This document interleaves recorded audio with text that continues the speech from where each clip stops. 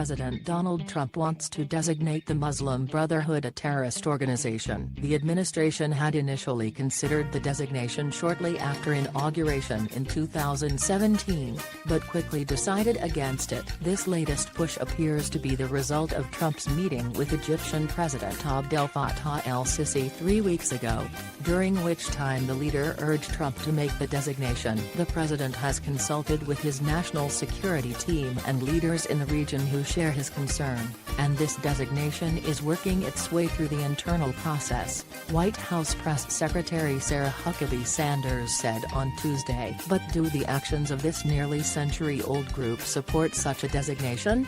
The criteria to designate an organization as a foreign terrorist organization requires that it engage in terrorist activity and that such activity threatens the security of United States nationals or the national security of the United States. The biggest obstacle in meeting these criteria is that the Muslim Brotherhood is not a singular, cohesive body. There are some offshoots, such as Hamas in the Palestinian territories, that have in fact engaged in acts of terror. Hamas, and a handful of others, including 2 splinter groups from the Egyptian Muslim Brotherhood, are already designated terrorist groups. But when people talk about the Muslim Brotherhood, they are first and foremost referring to the organization that began as a missionary movement in Egypt in 1928. The Egyptian branch did engage in political violence in the first decades following its founding, but renounced violence in the 1970s. Then there are groups or political parties in other countries across the Middle East that are linked to or descended from the Muslim Brotherhood,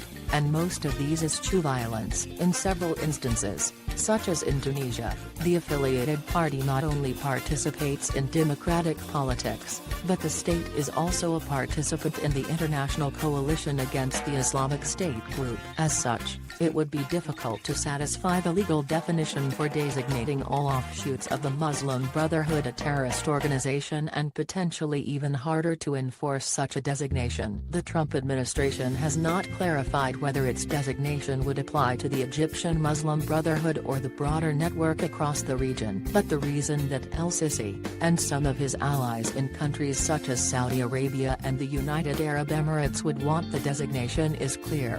They see the group as a threat to their political power. Following the overthrow of Egyptian President Hosni Mubarak in 2011, Mohamed Morsi became the country's first democratically elected leader, and the political party associated with the Muslim Brotherhood won nearly half of the seats in parliament. El-Sisi, a former general, helped lead a coup in 2013 to depose Morsi and has since overseen the arrest of thousands of members of the Muslim Brotherhood. Under his rule, el-Sisi has sought to pressure the US and the UK to designate the group a terrorist organization, but they have repeatedly refused. The Bush and Obama administrations found a lack of evidence to support the designation. A December 2015 review by the British government came to a similar conclusion, and the experts are in agreement. William McCants, a scholar of militant Islamism at the Brookings Institution, wrote back in 2017 that the Brotherhood as a whole,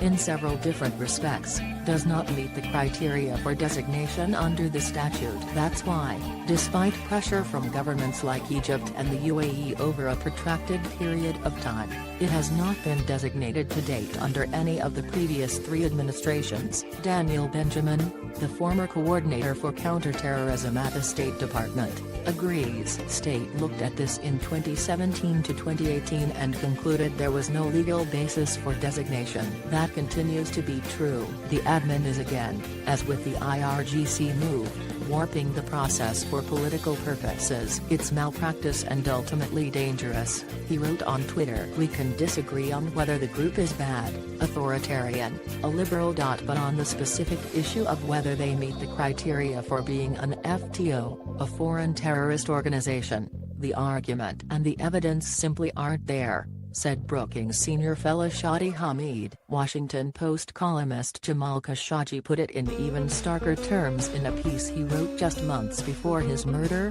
the eradication of the Muslim Brotherhood is nothing less than an abolition of democracy and a guarantee that Arabs will continue living under authoritarian and corrupt regimes.